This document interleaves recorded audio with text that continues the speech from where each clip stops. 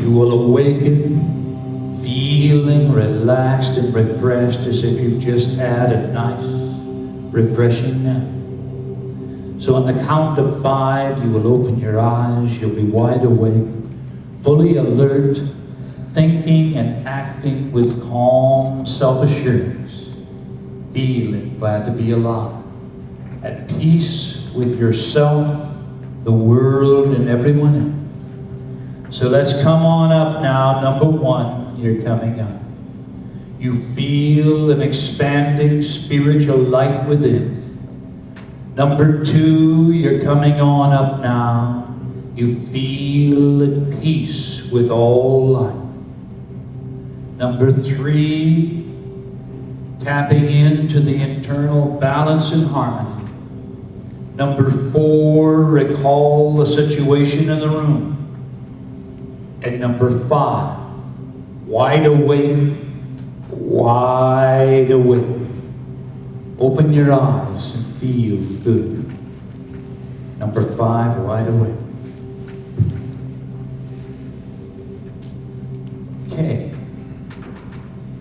You know, there is a man who can predict, given 5 minutes with any couple, he will predict whether or not a relationship is going to last. And he asks a lot of questions.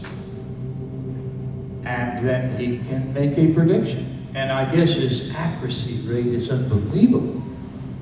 And primarily what he's looking for of those killers that we just looked at is the idea of contempt. When you are expressing contempt for your partner in any way, if he catches it, he will say, this relationship has only got so long. And that might, the expression of contempt, the one that's probably most likely expressed, is rolling your eyes. If you're just rolling your eyes at your partner, that is a real expression of contempt for what they are doing or saying. So, for what it's worth, you want to talk about this? Do you work with this sort of thing with your clients? Okay, I'm getting a shaking of the head. Here, here, here.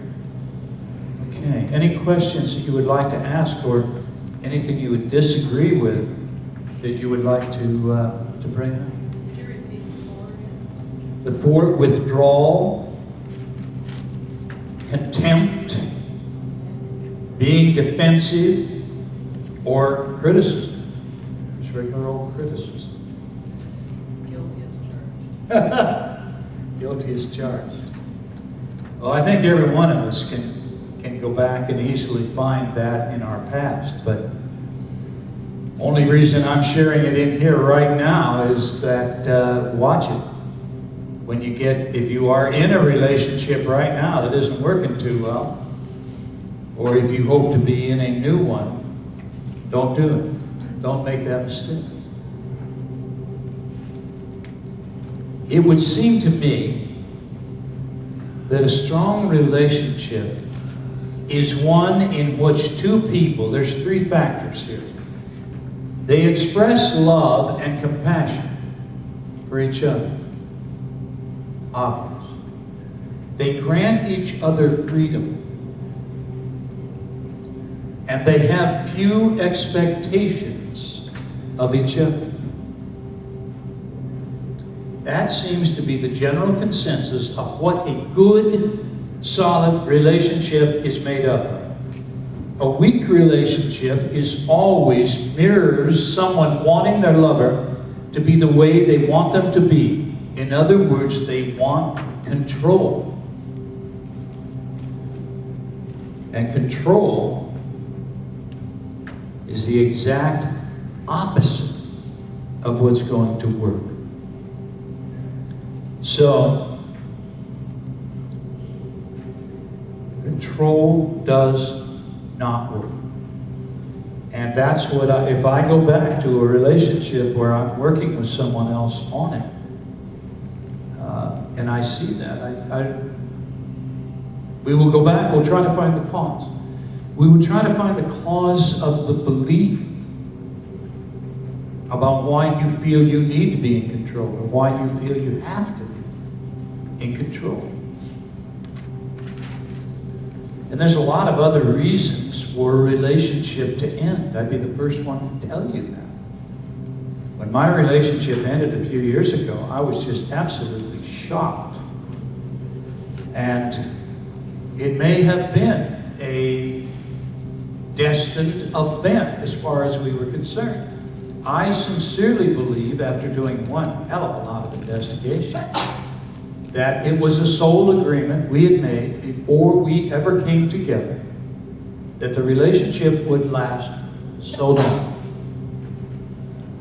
And so, if you are in that spot of being the one who is shocked by the ending, there's not much you can do about it. That's what is.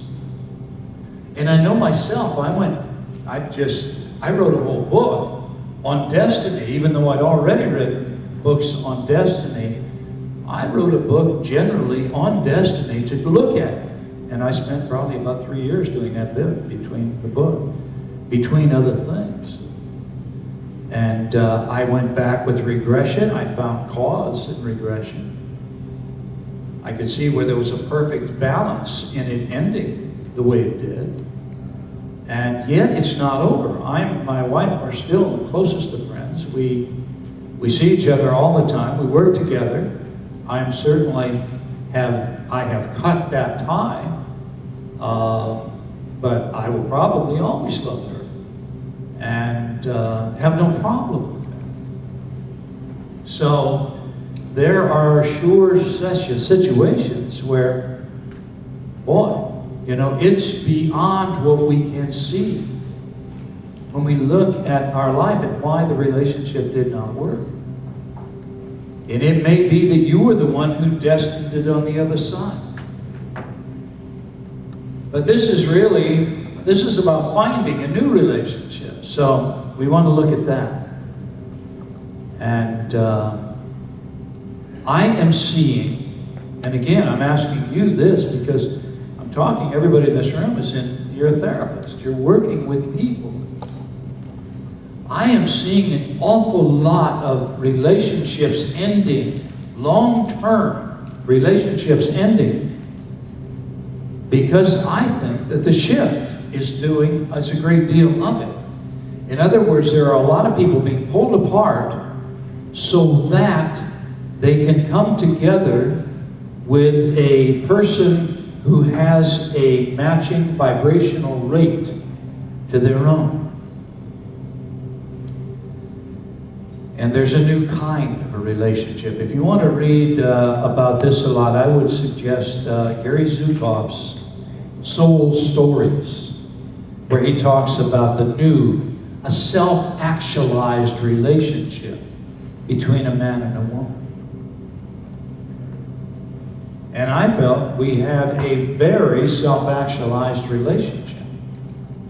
But it was time. And when today we both say, well, why did that have to happen? Because neither of us have married anyone else. Neither of us have, we may have people that we are dating, we're seeing, but it's not at that point where it's real serious yet. And we're both, though, when we look at how we have changed since the relationship ended, and it'd be interesting to hear your story on this, but I know that I have ventured into new aspects of my work that I never would have ventured into before. And I know that she